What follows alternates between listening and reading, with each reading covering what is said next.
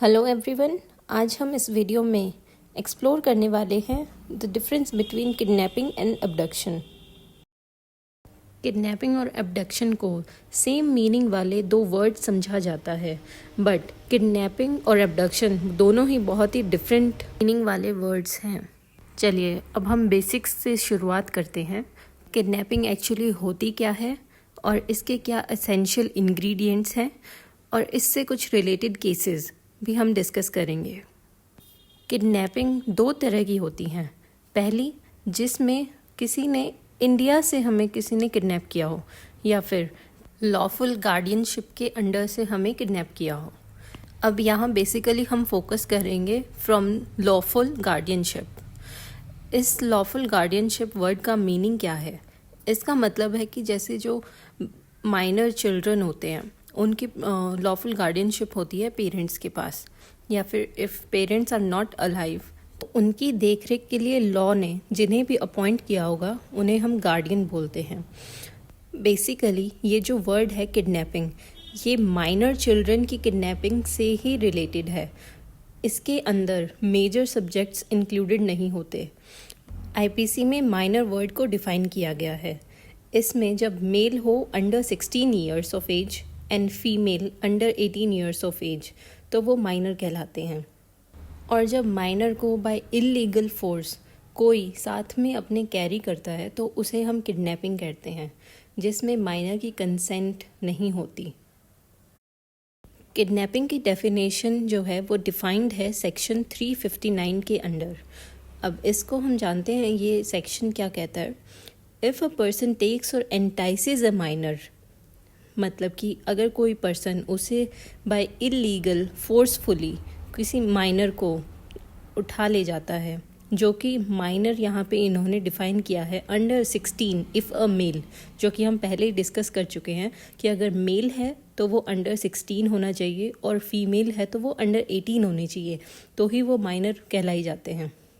और माइनर के साथ साथ यहाँ अनसाउंड माइंड का पर्सन भी, उसको भी इलीगली उठाने को हम किडनैपिंग ही कहते हैं, आउट ऑफ लॉफुल गार्डियनशिप, जिसमें उनके जो लॉफुल गार्डियन हैं उनकी कंसेंट नहीं होती, तब वो पर्सन गिल्टी होता है किडनैपिंग क्राइम का। अब बात करते हैं कुछ मेन इंग्रेडिएंट्स ऑफ किडनैपिंग। पहला हमारे पास है इंड्यूसमेंट। इंड्यूसमेंट का मतलब क्या है कि जब हम किसी को इंस्पायर करते हैं, उसे होप देते हैं। जैसे एक एग्जांपल लेते हैं, जैसे एक टीनेज बच्चा है जो अपने पेरेंट्स से नाराज़ है किसी बात से, बट एक स्ट्रेंजर आता है और उसे कहता है कि अगर तुम मेरे साथ मुंबई चलोगे तो मैं तुम्हें वहाँ जॉब दिलाऊंगा, और एक्टिंग में जिसमें उसका इंटरेस्ट होता है बच्चे का। अब जो वो स्ट्रेंजर था जिसने ये एडवाइस दी थी बच्चे को, अब चाहे उसने इंटेंशनली एक गुडविल के तौर पे भी दी हो, बट यहाँ पे उसने, अगर वो बच्चा अपने पेरेंट्स का घर छोड़ के मुंबई चला जाता है उसके कहने पर, इस एक्ट की वजह से, ये जो स्ट्रेंजर ने एक्ट किया है, पेरेंट्स डिप्राइव होते हैं अपने राइट से, जो कि उनका उनके माइनर चिल्ड्रन पर हक होता है उससे, कि they are the legal guardian of the child, कि वो उसकी टेक केयर करें, वो अपनी कस्टडी में उसे रख सकते हैं। बट इस टाइम तक भी उस स्ट्रेंजर को हम लायबल नहीं हेल्ड कर सकते फॉर किडनैपिंग, जब तक वो स्ट्रेंजर वॉलेंटरली उसे पनाह ना दे अपने घर में या उसे शेल्टर ना प्रोवाइड करे। तब तक अगर उस स्ट्रेंजर ने उस टीनेजर को शेल्टर प्रोवाइड कर दिया, then he will be held liable for kidnapping. Because inducement के साथ साथ यहाँ टेकिंग वर्ड भी बहुत इम्पॉर्टेंट है। टेकिंग का यहाँ मतलब होता है टू गेट इनटू पोजेशन। अब हमारे पास सेकंड जो मेन इंग्रेडिएंट ऑफ किडनैपिंग है वो है पोजेशन, जिसमें कि हम पोजेशन को डिफाइन करेंगे। जब किडनैपर एक माइनर चाइल्ड को अपने पेरेंट्स की पोजेशन से निकालता है, यानी कि he takes out the child out of the possession of his और हर पेरेंट्स। जैसे अब हम एक एग्जांपल से समझते हैं। जैसे ए ने किडनैप किया एक चाइल्ड को, एंड देन बी ने अगेन किडनैप किया उसी चाइल्ड को फ्रॉम ए, और वो दोनों पकड़े गए। अब ए और बी में से कौन लायबल हेल्ड किया जाएगा for kidnapping of that child? यहाँ पर सबसे पहले हमें देखना होगा कि जो चाइल्ड है उसको पेरेंट्स की पोजेशन से कौन निकाल कर लाया था। पेरेंट्स की पोजेशन से तो ए ने ही निकाला था, जिसने सबसे पहले उस चाइल्ड को किडनैप किया था। यहाँ पर A will be held for kidnapping and B will be held for wrongful confinement, not of kidnapping. Kidnapping अपने आप में ही एक कंप्लीट एक्ट है। इसको डिफ़ाइन करने के लिए हम एक एग्ज़ाम्पल लेते हैं, जैसे कि ए ने एक चाइल्ड को किडनैप किया और उसने बाद में उस चाइल्ड को छोड़ दिया, लेकिन उस चाइल्ड को छोड़ते ही बी ने उसे दोबारा किडनैप कर लिया।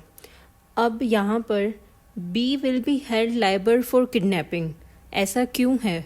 क्योंकि जब ए ने उसे कुछ टाइम के लिए चाहे छोड़ा हो, बट वो जो चाइल्ड था उस टाइम के लिए वो दोबारा अपनी लॉफुल गार्डियनशिप के अंदर चला गया था, यानी कि अपने पेरेंट्स के गार्डियनशिप के अंडर। तो उस बी ने दोबारा से उसको अपनी पोजेशन में लिया, out of the possession of the parents. That's why B will be held liable for kidnapping. Third ingredient of kidnapping is without the consent. इसका मतलब है जब एक चाइल्ड 12 साल से कम एज का होता है तो उसकी जो एक कंसेंट वो अगर देता भी है, that's not a valid consent. उसे वैलिड कंसेंट माना ही नहीं जाता। और जैसे कि हम पहले ही माइनर का मतलब डिफ़ाइन कर चुके हैं, उनका हेल्पलेस सरेंडर भी एक वैलिड कंसेंट नहीं माना जाता। For exam point of view ये सेक्शन 361 और सेक्शन 363 में डिफाइंड है। इस डिस्कशन से हमें क्या पता लगा कि किडनैपिंग में जो है इंटेंशन मायने नहीं रखती, बट इसके अपोजिट अबडक्शन में इंटेंशन मायने रखती है। अबडक्शन जो है एक कंटिन्यूइंग ऑफेंस है, नॉट इन कंप्लीट ऑफेंस। अब हम कुछ एक्सेप्शंस और केसेस डिस्कस करते हैं। जैसे कि हम पहले ही डिस्कस कर चुके हैं कि किडनैपिंग में इंटेंशन बहुत मायने रखती है, और इसी पर एक एक्सेप्शन है। अगर कोई पर्सन गुड फेथ में, यानी कि जैसे एग्जांपल है, अगर एक फादर सोचता है कि ये मेरा इलेजिटिमेट चाइल्ड है and he takes that child, then he will not be held guilty for kidnapping. वो गिल्टी तभी माना जाएगा जब उसने वो चाइल्ड को या तो किसी इमोरल या इलीगल पर्पस के लिए उठाया हो, जैसे पैसे या फिर किसी सेक्सुअल इंटरकोर्स और अनदर इमोरल एक्टिविटी। अगर इन सब के लिए उसने उठाया है, then he will be held liable for kidnapping. अब हम कुछ केसेस डिस्कस करते हैं, जिसमें पहला केस है आरवी जगन्नाथ। इसमें एक फादर अपनी दूसरी बेटी को, पहली बेटी जिसकी शादी हो चुकी है, उसके घर भेजता है। जो उसकी पहली वाली डॉटर होती है वो दूसरी अपनी मतलब कि सिस्टर की शादी करा देती है किसी आदमी से। तो यहाँ पर जो उसकी पहली बेटी है उसने कोई किडनैपिंग का ऑफेंस नहीं किया है, क्योंकि उसके फादर ने उसे खुद वहाँ भेजा था और उसकी दूसरी बेटी को उसकी पोजेशन से नहीं निकाला। सेकंड केस डिस्कस करते हैं, Varadarajan versus state of Madras. इसके अंदर एक्यूज़ को चार्ज किया गया था ऑफ किडनैपिंग एक माइनर गर्ल को नेम्ड सावित्री। इसमें सुप्रीम कोर्ट ने हेल्ड किया कि अगर माइनर गर्ल जो है, अगर वो अपनी मर्जी से विद इन फुल कैपेसिटी और वो जानते हुए सब कुछ करती है और अपने फादर की प्रोटेक्शन को लीव करती है, यानी अपने फादर का अगर घर छोड़कर वो अपनी मर्जी से जाती है, then the accused will not be guilty. हाँ, सुप्रीम कोर्ट ने उसे गिल्टी क्यों नहीं कहा? क्योंकि there was no taking of the minor. यहाँ पे जो टेकिंग वर्ड है वो यूज़ ही नहीं हुआ। So there was no inducement. The girl was capable of knowing what she was doing. अब हम कुछ एज रिलेटेड केसेस भी देखते हैं। जैसे पहला केस है आरवी रेबिन्स। इसमें जो एक्यूज्ड है उसने एक माइनर गर्ल को रात को उसके घर से निकालने के लिए एक लैडर रख दी, मतलब कि एक सीढ़ी रख दी उसकी खिड़की के नीचे, जिससे वो नीचे आ गई और उसके साथ भाग गई।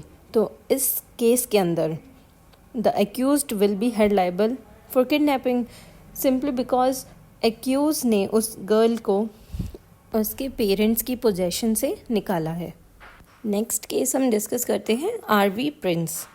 इस केस के अंदर एक्यूज़ ने प्लीड किया कि उसने जब लड़की को देखा तो वो उसे अबव 16 ईयर्स ऑफ एज लगी, बट सुप्रीम कोर्ट ने कहा कि जो real age of the child है दैट विल बी कंसिडर्ड, और यहाँ पर टेकिंग हुई है from the lawful guardianship of the parents, then he will be held liable.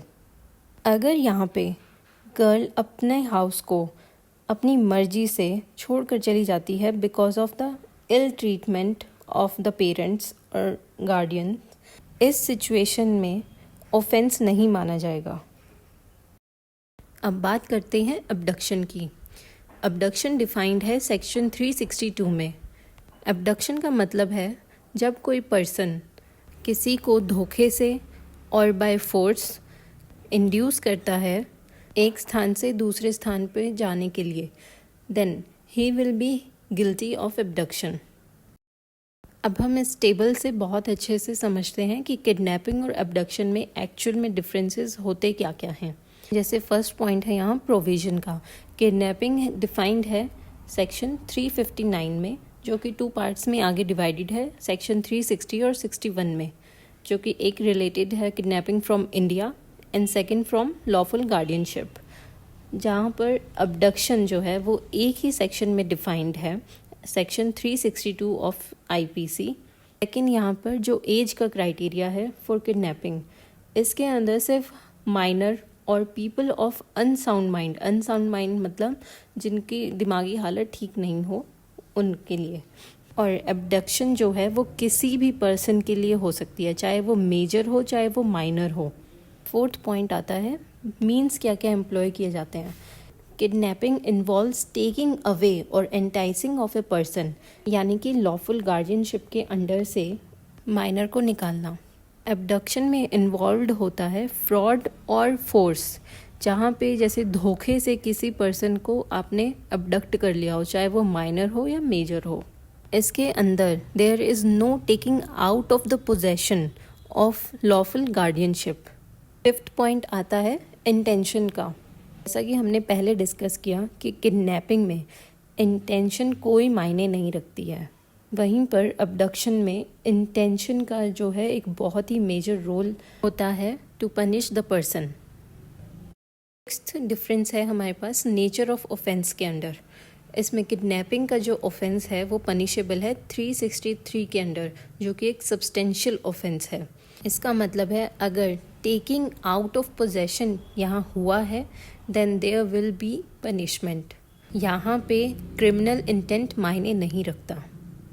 On the other hand abduction में पनिशमेंट तभी मिलती है जब वो क्रिमिनल इंटेंट के साथ की गई हो। Seventh difference is of consent. Kidnapping में जिस पर्सन की किडनैपिंग हुई है उसकी कंसेंट कोई मायने नहीं रखती, क्योंकि किडनैपिंग माइनर से रिलेटेड होती है। On the other hand abduction में अगर कोई पर्सन अपनी मर्जी से जा रहा है तो ये अबडक्शन नहीं माना जाएगा। हमारा लास्ट डिफरेंस है कंप्लीशन ऑफ द ऑफेंस से रिलेटेड, जहाँ पे हमने पहले ही देखा था किडनैपिंग जो है एक अपने आप में ही एक कंप्लीट एक्ट है। जब वो पोजेशन से आउट निकाला गया किसी पर्सन को तभी किडनैपिंग हो चुकी है। On the other hand abduction में जिसमें इन्वॉल्वमेंट होती है fraudulently taking a person from one place to another, एक जगह से जब दूसरी जगह में एक पर्सन को ले जाया जाता है तो ये एक कॉन्टिन्यूअस टास्क हो जाता है, जो कि it's not a complete task. Thank you for watching and I hope आप लोगों को किडनैपिंग वर्सेस अबडक्शन में डिफरेंस जो भी थे आप सबको समझ आ गए हों। Please like share and subscribe. Thank you.